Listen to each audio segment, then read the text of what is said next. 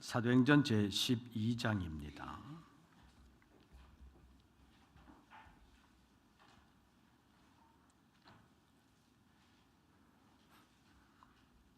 사도행전 제12장, 제가 가진 성경으로는 신약성경 206쪽,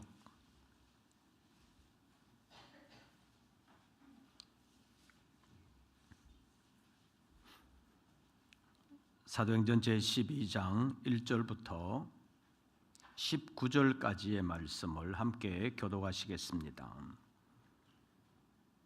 사도행전 제12장 1절 말씀을 제가 먼저 봉독합니다. 그때 헤롯 왕이 손을 들어 교회 중에서 몇 사람을 해하려 하여 유대인들이 이 일을 기뻐하는 것을 보고 베드로도 잡으려 할세.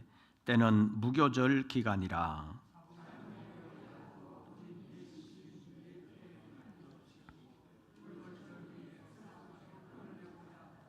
이에 베드로는 옥에 갇혔고 교회는 그를 위하여 간절히 하나님께 기도하더라.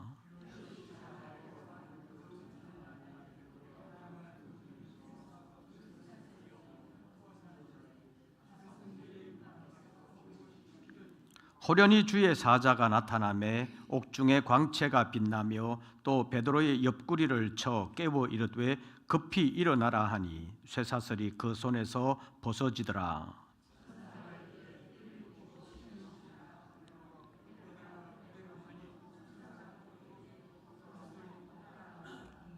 베드로가 나와서 따라갈새 천사가 하는 것이 생시인 줄 알지 못하고 환상을 보는가 하니라.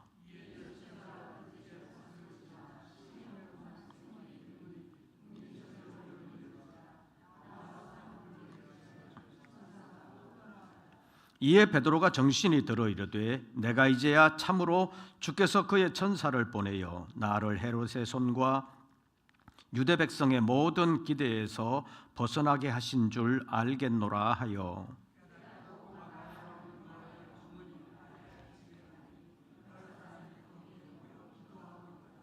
베드로가 대문을 두드린데 로데라 하는 여자아이가 영접하러 나왔다가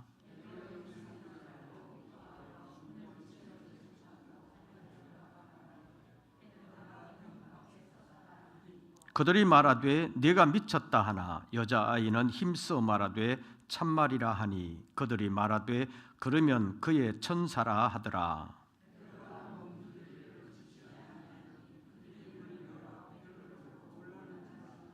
베드로가 그들에게 손짓하여 조용하게 하고 주께서 자기를 이끌어 옥에서 나오게 하던 일을 말하고 또 야고보와 형제들에게 이 말을 전하라 하고 떠나 다른 곳으로 가니라.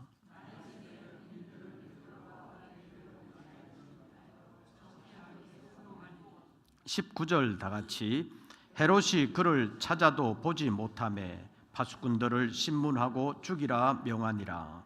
헤롯이 유대를 떠나 가이사라로 내려가서 머무니라. 아멘. 광고 말씀을 드리겠습니다. 돌아오는 주일은 맥주 감사 주일로 지킵니다. 한 해의 절반을 보내면서 주님의 은혜를 기억하는 기회가 되시기를 바랍니다. 그리고 다음 주일 오후 예배는 교사 헌신 예배로 드립니다. 교사들이 사명감을 가지고 믿음으로 이 모든 사역을 잘 감당할 수 있도록 기도해 주시기를 바랍니다. 청년부에서 수련회와 또 수련회 후에 있을 리트릿을 준비하기 위하여 다음 주일에 1일 찻집을 운영합니다. 여러분들 기억하시고 또 협력해 주시기를 바랍니다. 이제 제10차 영국 사명자성회도 얼마 남지를 않았습니다. 위에서 기도해 주시고 교회학교 여름 행사를 위해서도 또 기도해 주시기를 바랍니다. 구체적인 광고는 주보를 참고해 주시기를 바랍니다. 이제 말씀을 상고하겠습니다. 오늘 본문에 있는 말씀을 보면 정치인 헤롯의 행보들이 기록되어 있습니다. 헤롯은 정치인으로서 당시 유대 지방을 다스리던 분봉 왕이라고 말할 수 있습니다. 1절을 보면 그가 손을 들어 교회 중에서 몇 사람을 해하려 했다 이렇게 말하고 있습니다. 다시 말하면 교회 지도자 몇 사람을 죽이려고 했다는 것입니다. 그런데 정치인들이 상당히 두려워하는 게 있죠. 그게 뭘까요? 예나 지금이나 변함없이 정치인들이 두려워하는 것이 있습니다. 물론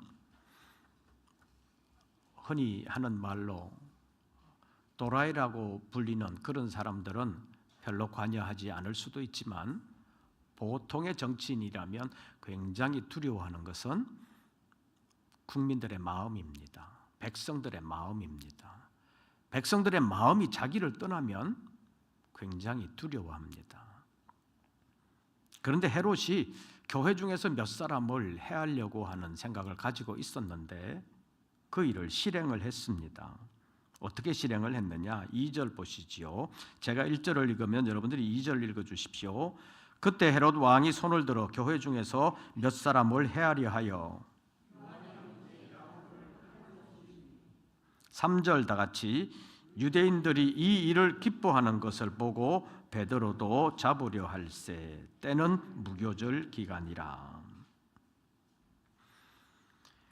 정치인 헤롯이 예수 믿는 사람들을 해치려고 지도자들을 죽이려고 생각하고 있었고 야고보를 공개 처형했습니다. 예수님의 제자들 가운데 야고보라는 이름을 가진 사람이 몇 사람이 있는데 요한의 형제 야고보를 칼로 처형했다는 것은 공개 처형을 했다는 것입니다. 그랬더니 사람들이 환호하고 좋아하는 모습을 보았습니다. 그래서 이 정치인 헤롯이 힘을 얻고 다른 사람도 다른 지도자도 야고보처럼 죽여도 되겠다 그런 생각을 한 거지요. 그래서 베드로를 죽이려고 베드로를 잡아서 옥에 가두었습니다.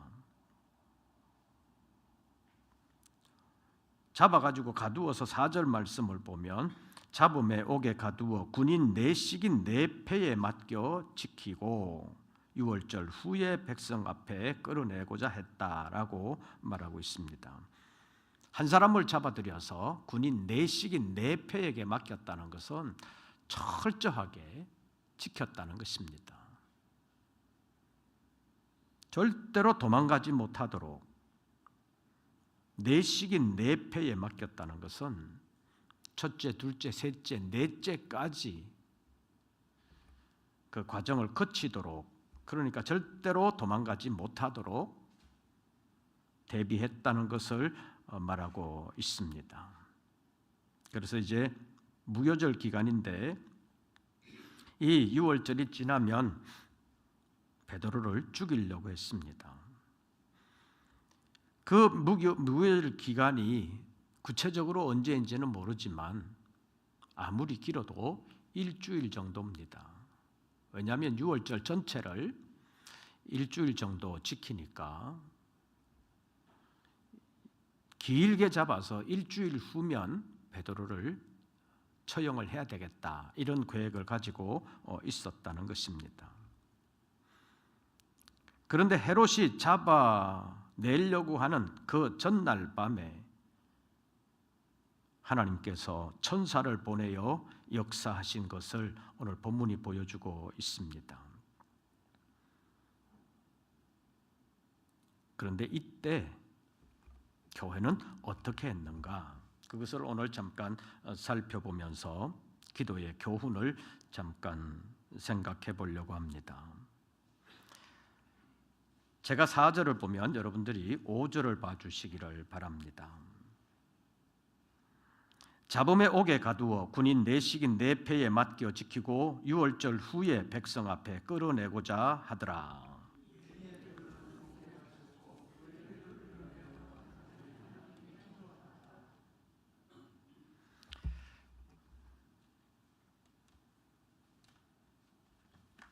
교회는 베드로를 위하여 뭐 했어요? 5절 말씀 보십시오. 이에 베드로는 옥에 갇혔고 교회는 그를 위하여 간절히 뭐하더라? 기도하더라. 베드로는 옥에 갇혔고 교회는 베드로를 위하여 뭐하더라? 간절히 기도하더라. 그래서 오늘 설교의 제목을 기도하는 교회 이렇게 잡았습니다.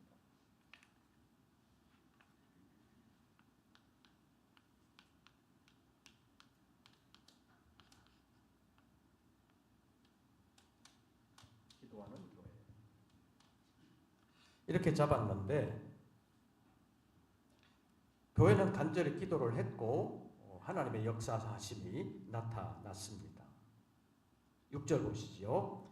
헤롯이 잡아내려고 하는 그 전날 밤에 베드로가 두 군인 틈에서 두 쇠사슬에 매여 누워 자는데 파수꾼이 문 밖에서 옥을 지키더니 7절 여러분들 읽으십시오.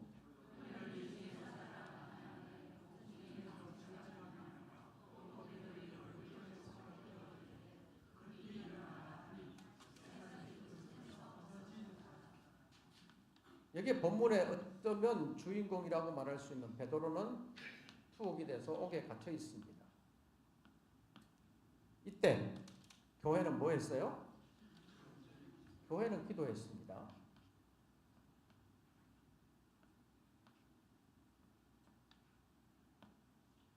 교회는 기도를 했는데 그 기도의 결과라고도 볼 수 있는데 하나님께서 어떻게 역사하셨어요?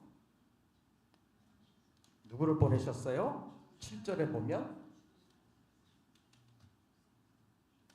베드로는 옥에 투옥되어 있고 교회는 기도했더니 하나님이 주의 사자를 보내셨다 이렇게 표현하고 있습니다.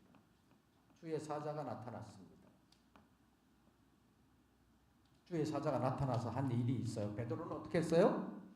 주의 사자가 베드로는 깨워서 일으켰습니다. 그런데 주의 사자가 파수꾼들은 어떻게 했어요? 베드로는 깨워서 일으켰는데 파수꾼들은 어떻게 했다는 기록은 없어요. 그런데 파수꾼들은 잠 안 자고 베드로를 지키고 있었잖아요. 그런데 주의 사자가 나타나자 어떻게 됐어요? 완전히 골아떨어진 거죠. 누가 어떻게 되는지도 모르게 완전히 골아떨어지게 됐다는 것입니다. 그러니까 이 주의 사자가 나타나서 한 일은 베드로는 깨워 일으켰지만 깨워 있던 그 사람들 파수꾼들은 도리어 완전히 잠들게 했다는 것입니다. 나타나자 이런 일이 생겼다는 것입니다. 이런 것이 하나님의 일이기도 합니다. 예를 들어서 신경이 굉장히 예민한 사람들은 옆에서 좀 시끄러우면 잠을 잘 수 있어요? 없어요? 잠을 잘 수도 없잖아요. 일부러 시끄럽게 안 해도 좀 부시럭거리는 소리가 나면 잠을 제대로 잘 수가 없어요. 그런데 베드로를 깨웠어요. 주의 사자가. 있는 말씀을 우리가 쭉 읽으면서 보면 베드로는 지금 무슨 일이 일어나는지도 잘 모르잖아요. 자기의 생시에 이런 일을 당하는가 하는 것도 모를 정도로 환상을 보고 있는가 하는 싶을 정도로 아무것도 모르고 따라하고 있는 것을 보면 굉장히 조심스럽게 행했다고 볼 수가 없어요. 그런데 이 사람들을 지키고 있던 파수꾼들은 전혀 아무것도 몰랐다는 것입니다. 이런 것이 이제 하나님의 역사라고 볼 수 있죠.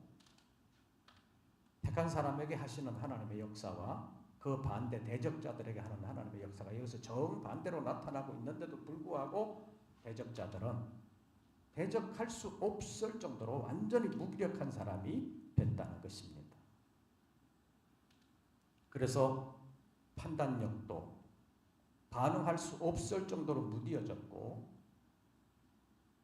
어쩌면 베드로가 내가 꿈꾸고 있나 싶을 정도로 눈을 번히 뜨고 있으면서도 이게 생시인 줄 몰랐던 것처럼 이 파수꾼들도 어쩌면 육신의 눈은 뜨고 있었지만 이게 무슨 일인가 하는 것을 전혀 알 수 없을 정도로 판단력이 없어졌고 또 손가락 하나도 꼼짝하지 못할 정도로 그들은 완전히 하나님의 사자에 의해서 얽매여 있었다, 이렇게 볼 수 있습니다. 그래서 베드로가 구출함을 받았습니다. 그래서 첫째, 둘째 파수를 지나서 시내의 쇠문에 이르기까지 베드로는 잘 몰랐습니다. 잘 몰랐지만 천사의 손에 이끌려 나오게 됐는데 11절 보십시오. 이에 베드로가 무엇이 들어? 정신이 들어 내가 이제야 참으로 주께서 그의 천사를 보내어 나를 헤롯의 손과 유대 백성의 모든 기대에서 벗어나게 하신 줄 알겠노라. 이것이 이제 주의 사자의 역사, 어쩌면 또 교회의 기도의 역사였다고 볼 수 있습니다. 그런데 여기서 우리가 주의해서 볼 것이 있습니다. 교회는 간절히 기도했다고 했는데 베드로가 이제 투옥되었다가 주의 사자의 도움을 받아서 구출함을 받아서 가는 곳이 마가라고 하는 요한의 어머니 마리아의 집으로 갔습니다. 왜 거기 갔을까요? 베드로는 이미 성도들이 거기에 모여서 기도하고 있다는 사실을 알고 있다는 거죠.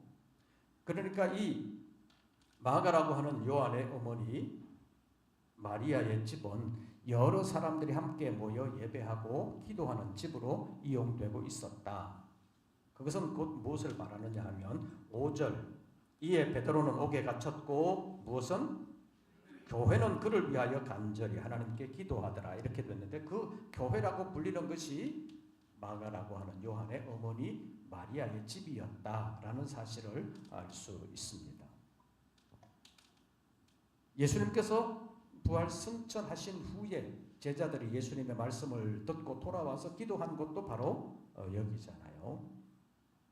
그러니까 당시에 요즘식으로 말하는 교회 간판은 안 그렇지만 마가 요한의 어머니 마리아의 집은 성도들이 모이는 교회였다. 그래서 신약 성경의 교회라는 것은 건물을 가리키는 것이 아니라 성도들이 모이는 그곳을 교회라고 불렀다라는 사실을 알 수 있습니다.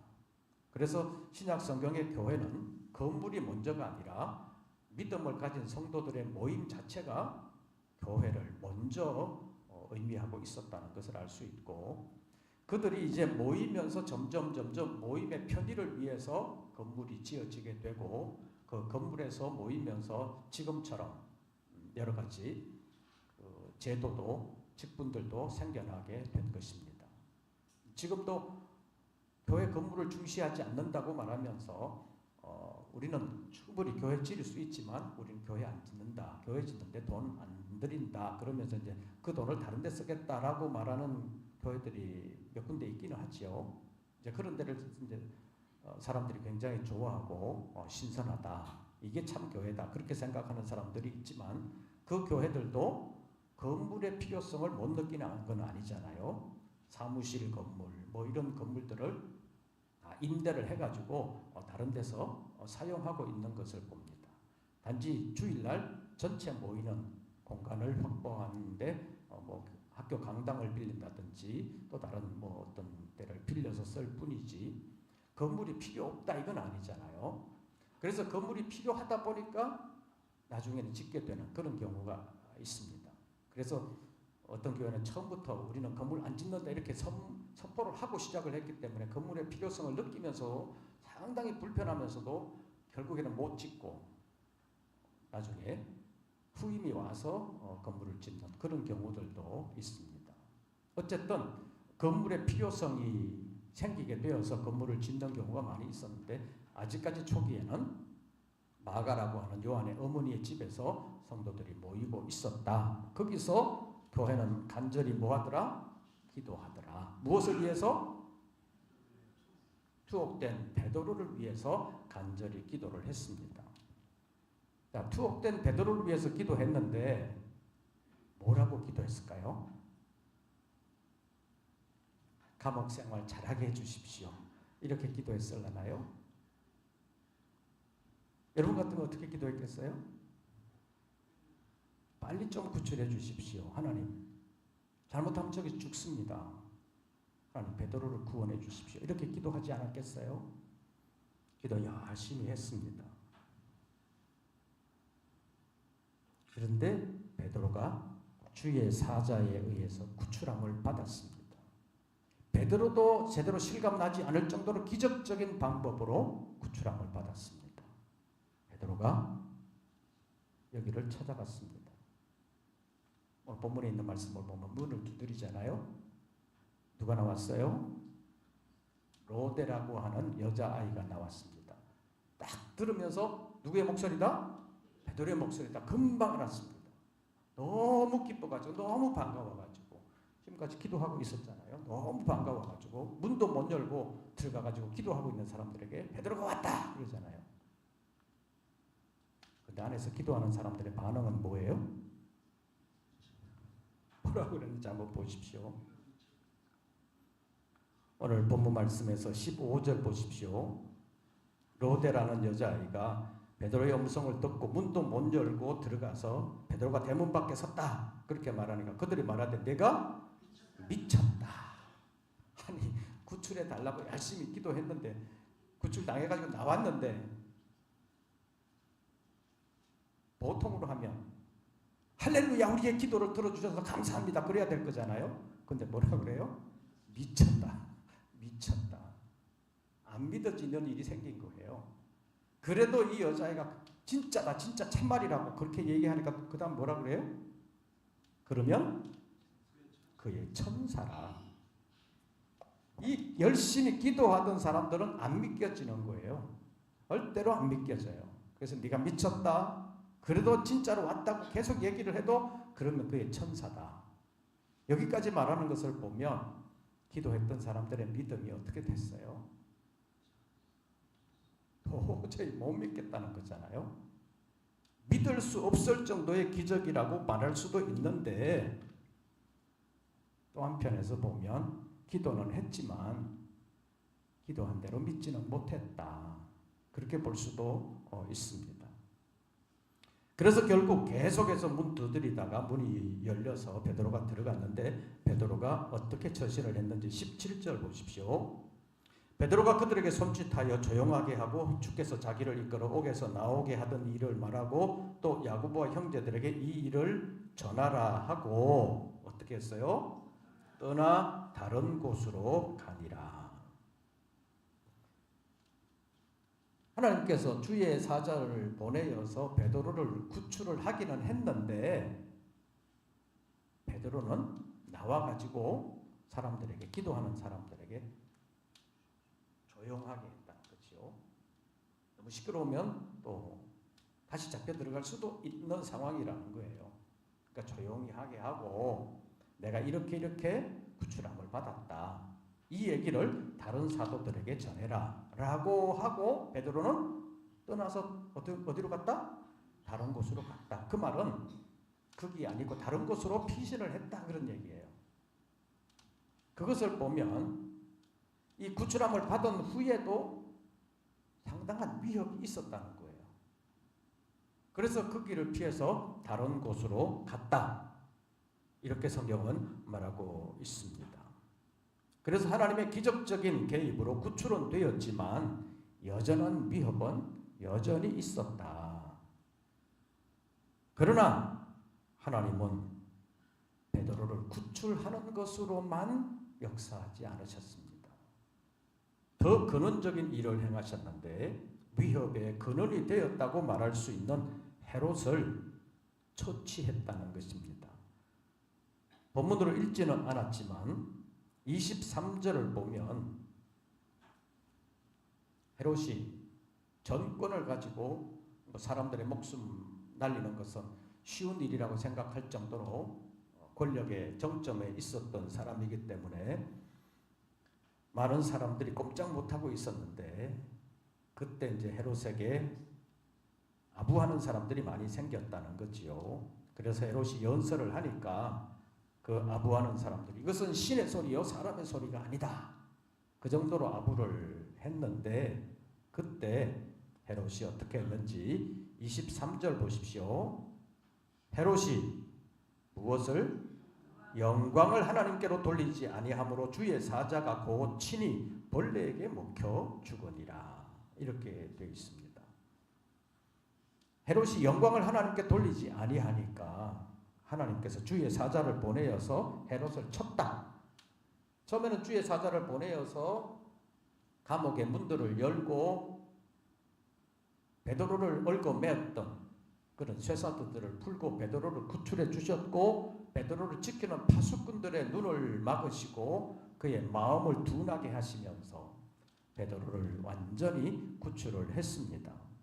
그럼에도 불구하고 헤롯 때문에 베드로가 거기에 있지 못하고 거기를 피해서 다른 곳으로 갔는데, 하나님의 역사는 그걸로 끝난 것이 아니라 시간이 얼마나 지났는지는 모르지만 헤롯에게 주의 사자를 보내어서 영광을 하나님께 돌리지 아니하고 영광을 자기가 차지하는 그 헤롯을 무엇으로 죽였다고요? 벌레로 죽였다. 이렇게 표현하고 있습니다. 주의 사자가 곧 친히 벌레에게 먹혀 죽으니라. 이렇게 되어 있는데, 옛날에는 그 어떤 벌레인지 모르지만 저건 종기 하나만 놔도 그 종기 때문에 죽는 사람들 종종 있잖아요. 그러니까 어떤 벌레에게 물렸다고도 볼 수 있는데 그것 때문에 결국 악화가 돼가지고 죽게 되었다는 것입니다. 이것을 성경은 벌레에게 먹혀 죽었다 이렇게 표현하고 있다는 것입니다. 하나님께서 주의 사자를 보내서 헤롯을 처치하셨습니다. 결과적으로 보면 하나님의 역사는 주의 사자를 보내어 베드로를 옥에서 구출하는 것으로만 그치지 아니하고 악의 근원이요 주의 복음이 전파하는 데 장애가 되었던 근본 원인인 헤롯을 쳐서 그를 죽이셨다는 것입니다. 이것을 보면 궁극적으로 하나님의 역사는 중단이 없이 계속되는 것이고, 하나님의 대적자는 결국 멸망을 당하고 하나님이 궁극적으로 승리한다는 것을 우리에게 보여주고 있습니다. 그래서 어떻게 보면 베드로는 구출함을 받았고 하나님의 역사는 승리로 끝났는데 그 원인이 뭐냐 하는 것입니다. 자, 베드로가 주의 사자에 의해서 구출을 받았습니다. 주의 사자가 헤롯에게까지 가서 헤롯을 벌레 먹혀 죽게 했습니다. 이게 무엇 때문에 이렇게 됐을까요? 교회는 간절히 기도하니라. 이 기도 때문에 그렇게 됐을까요? 아니면 다른 요인이 있을까요? 기도에 대한 교훈을 알 필요가 있습니다. 우리 마가복음 제11장을 한번 찾아보겠습니다. 마가복음 제11장.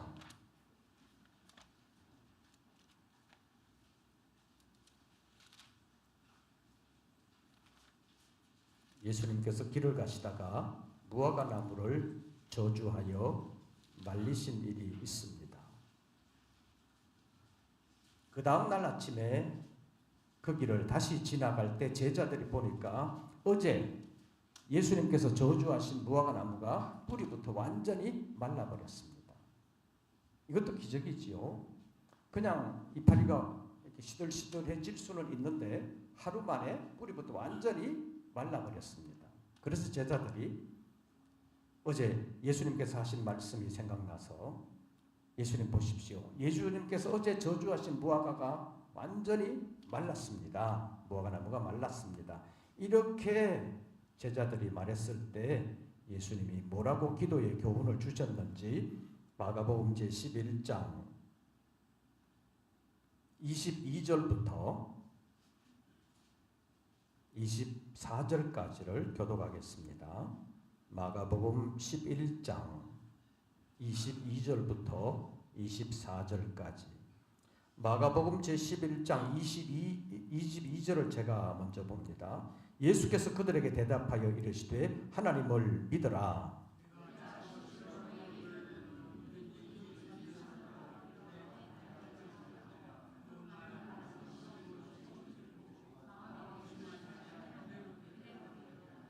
(24절) 다 같이 읽습니다. 그러므로 내가 너희에게 말하노니 무엇이든지 기도하고 구하는 것은 받은 줄로 믿으라. 그리하면 너희에게 그대로 되리라.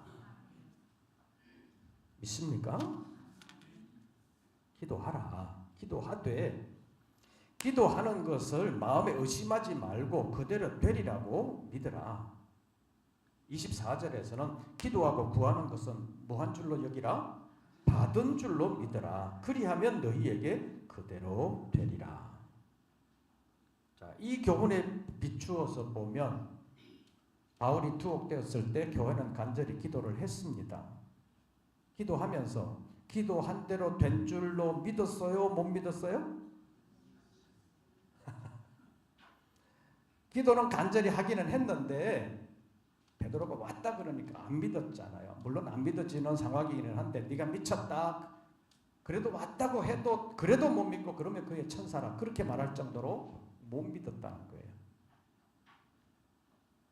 간절히 기도한 그 당시의 교회의 성도들의 믿음의 기준이 기도라는 관점에서 보면 주님의 기준에 미흡했다는 것입니다.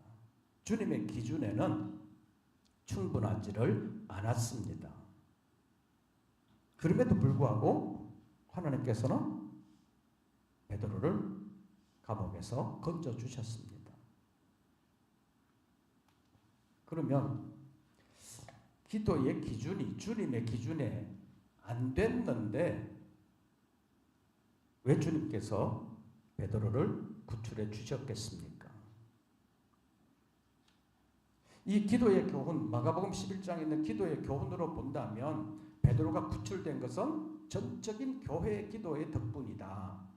전적인 기도 때문에 베드로가 구출됐다. 이렇게 보기에는 좀 미흡하다는 거죠. 그럼에도 불구하고 베드로는 구출됐습니다. 그래서 이 베드로의 구출 사건, 이것이 전적인 교회의 기도 덕분이다. 기도 때문이다. 이 기도가 없었더라면 베드로가 구출되지 못했을 거다. 이렇게 말할 수는 없다는 거예요. 기도의 수준이, 기도의 기준이 주님의 기준에 미흡했습니다. 그럼에도 불구하고 하나님께서는 주의 사자를 보내어 베드로를 구출해 주셨습니다. 그러니까 여기서 나타나는 베드로의 구출 사건은 전적인 하나님의 역사였다는 것입니다. 전적인 교회의 기도 때문이 아니라 전적인 하나님의 역사였다. 그러면 간절히 기도한 기도의 효과, 기도의 영향은 뭐 하나도 없었느냐? 그거는 아니라는 얘기입니다. 그래서 우리가 기도에 대한 것을 제대로 알 필요가 있습니다. 기도에 있어서 기도하는 사람의 태도가 문제가 될 수가 있습니다. 우리가 어떤 일에 대하여 기도하고 그것이 기도한 대로 이루어졌다고 했을 때 내가 기도했기 때문에 그렇게 됐다. 내 기도 때문이다. 이렇게 생각하는 것은 그 사람의 교만이라는 것입니다. 기도해가지고 기도한 대로 이루어졌을 때 기도한 사람은 어떤 태도를 가져야 되느냐? 이것은 전적인 하나님의 역사다. 하나님의 은혜다. 그렇게 해야 된다는 것입니다. 내가 기도했으니까 이루어졌지 이렇게 생각하면 뒤에 나오는 것처럼 영광을 하나님께 돌리는 것이 아니라 영광을 자기에게 돌리는 것입니다. 자기 과시가 된다는 것입니다. 현실적으로 보면 교회에서 목회자들이 기도하라고 열심히 얘기를 하지요. 기도하라고 말하는데 가끔 목회자들 가운데 내가 잘해서 잘 됐지 이렇게 생각하는 사람들이 있어요. 내가 기도했기 때문에 됐고 내가 열심히 했기 때문에 됐다 이렇게 생각하는 경향이 있는데 가장 기본적으로는 전적인 주님의 역사다. 그것을 인정하고 그렇게 말해야 하나님을 기쁘시게 하는 것이지 내가 한 것이다 이렇게 생각하면 안 된다는 것입니다. 그래서 개인적으로 기도의 제단을 쌓는다는 사람들 가운데 교인들 가운데도 그런 사람들에게 찾아가서 기도받기를 원하고 또 그것을 좋아하는 사람들이 가끔은 있어요. 내가 기도해 줬기 때문에 이렇게 됐다. 그렇게 말하는 사람들이 있습니다. 그러나 그것은 아니라는 사실을 우리가 분명히 알 필요가 있습니다. 하나님은 어떻게 역사하시느냐? 기도와 그 사람의 기도와 상관없이도 역사하실 수도 있습니다. 우리가 성경을 한번 찾아보지요. 에스겔 제36장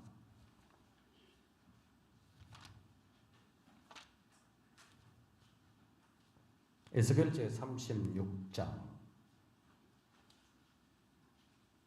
하나님께서 이스라엘 백성들을 위하여 역사해 주실 것을 말씀합니다. 에스겔은 바벨론에 포로되어 잡혀가 있으면서 하나님의 말씀을 받고 이스라엘 백성들에게, 포로된 이스라엘 백성들에게 하나님의 뜻을 전한 선지자였습니다. 그 선지자를 통해서 하나님은 내가 너희를 무덤에서 나오게 하고 너희 고토에 돌아가게 할 것이다. 다시 말하면 지금은 바벨론에 사로잡혀 있는 포로의 신분이지만 지금 현상적으로 볼 때는 바벨론이 멸망될 기미가 안 보이지만 내가 너희들을 구원하여 포로에서 해방시켜 본국으로 돌아가게 해줄 거다라고 말씀하셨습니다. 그런 일을 하실 것인데 그것을 위하여 하나님께서 뭐라고 말씀하시는지 보십시오. 에스겔 제36장 37절 하나님께서 이스라엘 백성들을 본국으로 돌아가게 하시고 본국으로 돌아가 예루살렘 성읍과 성소를 다시 세우게 하실 것을 말씀하셨습니다. 그런데 37절 보십시오. 37절 다 같이 봉독합니다. 주 여호와께서 이같이 말씀하셨느니라. 그래도 이스라엘 족속이 이같이 너희 자기에게 이루어 주기를 내게 구하여야 할지라. 내가 그들의 수요를 양떼같이 많아지게 하되. 하나님께서 이런 일을 행하실 것이지만 그래도 너희는 이 일을 위하여 뭐 해야 하리라? 기도해야 하리라. 기도해야 된다고 해서 내가 그 일을 하는 건 아니지만, 너희들의 기도 때문에 하는 일은 아니지만 그래도 이스라엘 족속이 이렇게 이루어 주기를 내게 기도해야 된다라고 말씀하셨는데, 하나님은 그들의 기도와 상관없이 하나님의 일을 하실 것을 미리 말씀하셨습니다. 앞으로 가서 22절 보십시오. 22절 다 같이 읽습니다. 그러므로 너는 이스라엘 족속에게 이르기를 주 여호와께서 이같이 말씀하시기를 이스라엘 족속아 내가 이렇게 행함은 너희를 위함이 아니요 너희가 들어간 그 여러 나라에서 더럽힌 나의 거룩한 이름을 위함이라. 하나님께서 역사하실 것을 말씀하셨는데 이렇게 행하는 것은 너희를 위함이 아니라 너희가 들어가서 더럽힌 나의 무엇을 위함이라? 거룩한 이름, 하나님의 이름을 위하여 하나님께서 역사하실 것을 말씀하셨습니다. 그러니까 더럽혀진 하나님의 이름, 욕되어 버린 하나님의 이름의 영광의 회복을 위해서 하나님께서 역사를 해 주실 것인데, 그래도 이스라엘 백성들은 뭐 하라? 기도하라. 그 기도를 통해서도 결국 하나님께서 이루시기를 원하는 것은 하나님이 하나님이시다, 그것을 나타내기를 원하십니다. 그래서 37절에서 이렇게 이루어 주기를 기도해야 된다라고 말씀하시면서 38절 마지막 문장을 보면 그리 한즉 그들이 나를 누구인 줄 알리라? 여호와인 줄 알리라. 하나님의 하나님 되심을 나타내시기 위하여 하나님께서 일하시는데, 그래도 하나님의 사람들은 그 일을 이루어 주시기를 뭐하라? 기도하라.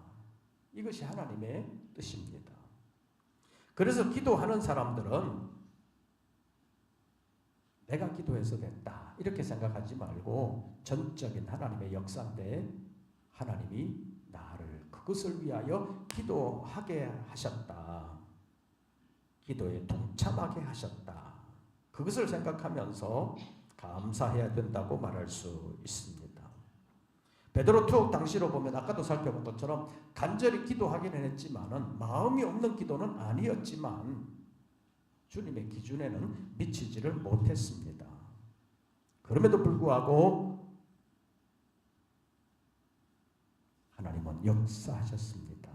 그렇다면 기도한 사람들은 그 기도가 무용지물이었느냐, 무익했냐? 아니라는 것입니다. 왜냐하면 하나님께서 주의 사자를 보내어 일하실 것이지만, 그러나 주의 백성들에게 그래도 주께서 이렇게 이루어 주시기를 뭐해야 할지라? 기도해야 할지라 라고 말씀하셨습니다. 그래서 이것을 통해서 우리가 배워야 되는 교훈은, 하나님은 하나님의 이름의 역사를 위하여, 하나님의 하나님 되심을 나타내는 일을 위하여 주의 사자를 통하여 역사하실 것이지만, 그 일에 쓰임 받고 못 받고는 우리의 믿음과 순종에 달려 있다는 것입니다. 그래서 하나님께서 이루시는 이 일을 하나님의 역사로 알고 하나님께 기도하면 그 사람의 기도는 유익하다는 것입니다. 어떤 유익이 있느냐? 개인에게도 유익이 있습니다. 기도하면서 기도한 대로 이루어지게 되면 기도한 사람의 마음속에는 하나님이 역사하셨구나, 그런 확신이 생기게 됩니다.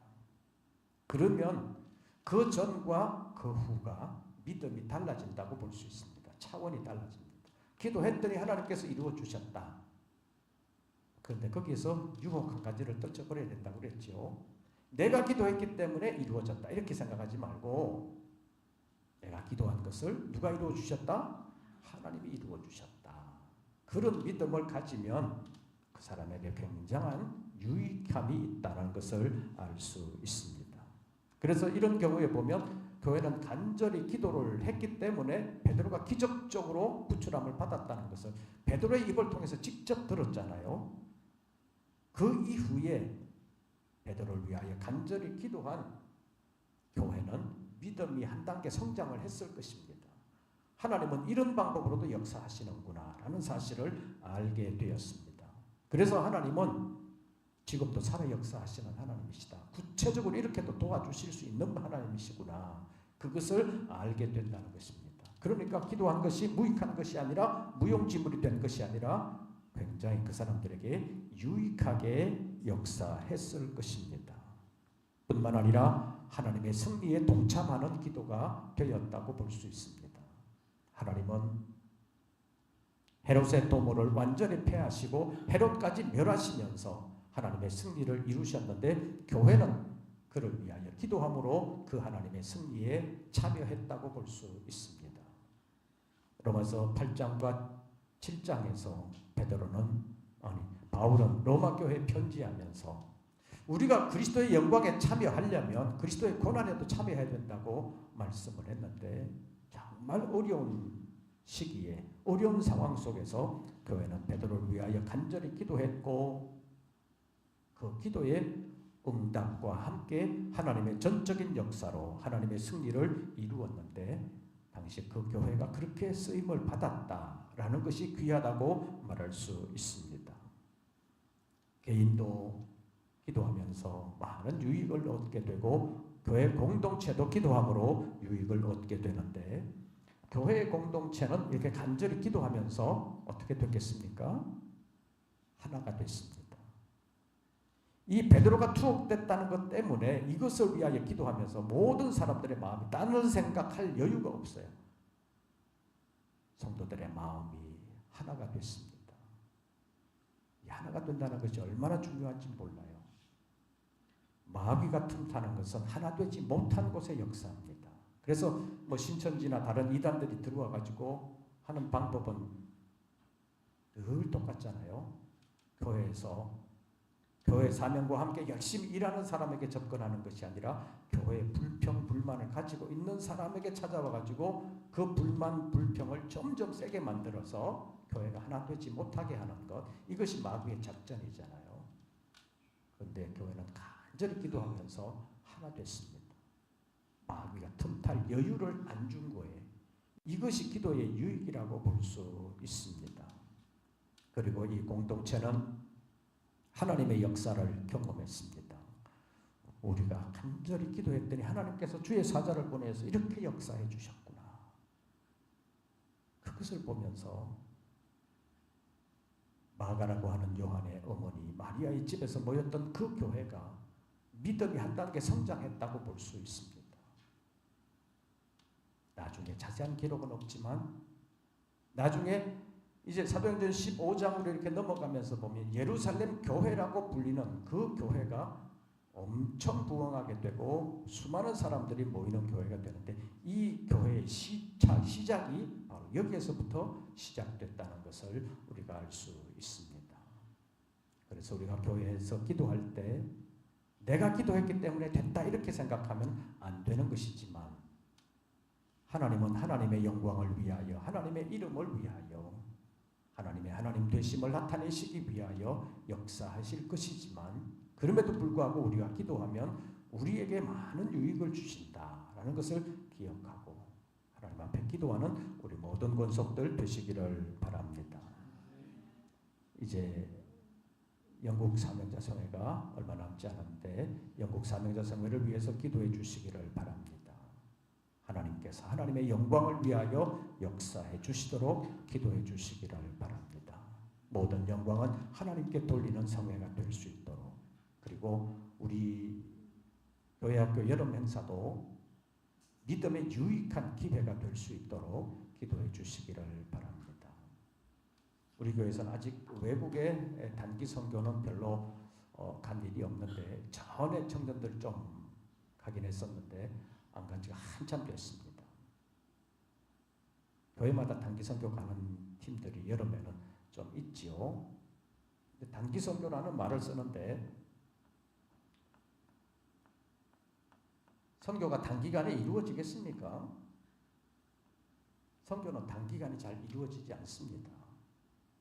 어떤 선교사 후보생이 어떤 큰 교회 지원을 받아가지고 선교지에 파송이 돼가지고 갔는데 쭉 둘러보고 그동안 일했던 선교사에게서 얘기를 듣더니 선교사님 지난 20년 동안 뭐 하셨어요? 처음에 그러더래요. 선교사님 이때까지 뭐 하셨어요? 20년 동안 수고한 선교사가 당황이 돼가지고 나는 한다고 했는데 후배들이 볼 때는 그런가 그런 실망이 좀 있었는데 이 선교사가 한 5년 동안 거기서 일하더니 선교사님 죄송합니다. 제가 처음에 아무것도 모르고 선교사님 뭐 했냐고 도대체 열매가 뭐냐고 그렇게 말을 했는데 그 말 취소합니다. 그러더라는 거예요. 20년 동안을 수고해도 선교의 열매가 별로 안 보이는 경우가 있어요. 때가 되어야 하나님께서 자라게 하시고 열매를 맺게 하시는 것이라 심었다고 해서 물 줬다고 해서 금방 꽃피고 열매 맺는 것이 아닙니다. 하나님의 때가 돼야 되는데 이 단기 선교라는 것이 잠깐 뭐 일주일 열흘 이렇게 가가지고 뭘 했다고 해서 금방 믿는 사람들이 많이 생기고 그런 것은 아닙니다. 그런데 단기 선교의 유익이라는 게 뭐냐 하면 거기에 현지에서 현지 사람들에게 복음 전한 유익이라기보다는 갔다 온 사람들에게 유익이 더 커요. 갔다 온 사람들이 야 이런 데서도 선교하고 있구나. 그런 것 보면서 간 사람들이 은혜를 받고 간 사람들의 믿음이 새로워지는 경우가 많습니다. 이것이 단기 선교의 유익이라고 볼 수 있어요. 그래서 우리가 기도하는 것도 내가 기도해서 내가 뭘 해서 이렇게 했다라고 생각하면 안 되고 하나님께서 이 모든 것을 통해서 다 이루신다. 전적인 하나님의 역사다. 그런 관점에서 기도하고 그런 관점에서 수고하면 하나님께서 영광을 받으실 줄로 믿습니다. 그래서 구약 성경에 보면 너희가 여호와인 줄 알리라. 여호와께서 이 일을 말하고 이룬 줄을 알리라. 이런 표현들이 굉장히 많이 나옵니다. 기도하는 것도 봉사하는 것도 하나님께서 하시는 일을 위하여 아름답게 할 때 하나님께서 그것을 기쁘게 받으시고 그를 통해서 영광을 받으시고 그에게 하나님의 은혜를 베풀어 주실 줄로 믿습니다. 비록 우리가 주님의 기준에 다 부합하지는 못해도 주님 원하시는 대로 우리가 힘써 나가면 하나님께서 은혜 베풀어 주시고 그것을 통해서 하나님의 승리를 이루어 주실 줄로 믿습니다. 찬송 부르시고 기도하겠습니다.